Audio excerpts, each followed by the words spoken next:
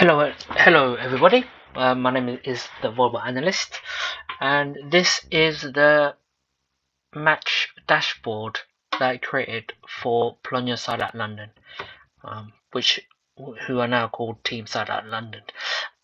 So the idea was to have this dashboard with some basic stats, just to post up on like social media because there isn't too much detail, and this panel on the side, which is called a slicer. If you click on a particular match, it will actually display those stats for the match and some of the details there. So this would have been Cambridge versus Bologna, versus Dark Star, yeah. And then obviously right to the end when we played the cup final, which we won, which was a great day. So you see, so these stats, so I had to do 3 tables of stats. So the first table I just had the match stats, so it had like the set scores, the kind of the date, the venue, who was playing home and away. The second table had the team stats, so to create this chart here, and to create these stats here, and I had the third table of player stats. So we can work out like the top 5 scorers. You see here how Yulia and Masha here were are 2 main scorers here. Actually, quite a few big scores in that game there.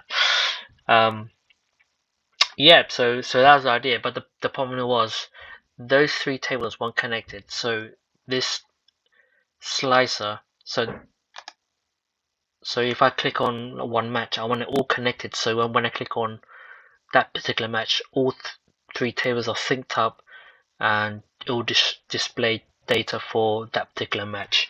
So I googled it to see how it could be done, and it was done through creating a relational database, which I did here. I just show you here.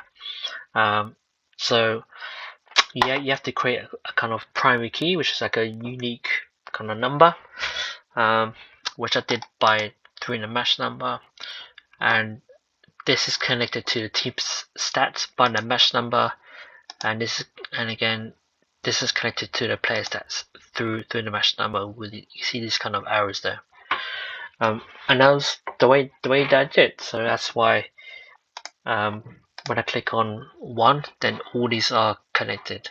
You see the data here, the match details, team stats, player stats,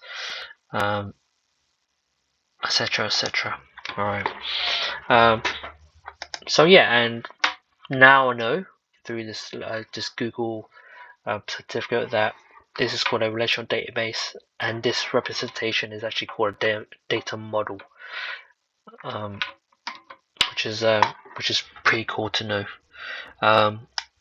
The actual big idea, if you want to stay on a little bit more, the big idea was actually to kind of put away where players can actually use this, but I didn't really get that far, to put it online so the players can keep play around with their data, and obviously creating more dashboards with maybe a dashboard with like defense stats, if you look at attacking stats, and things like that. But I never really got that far. But still, really cool thing that I really liked.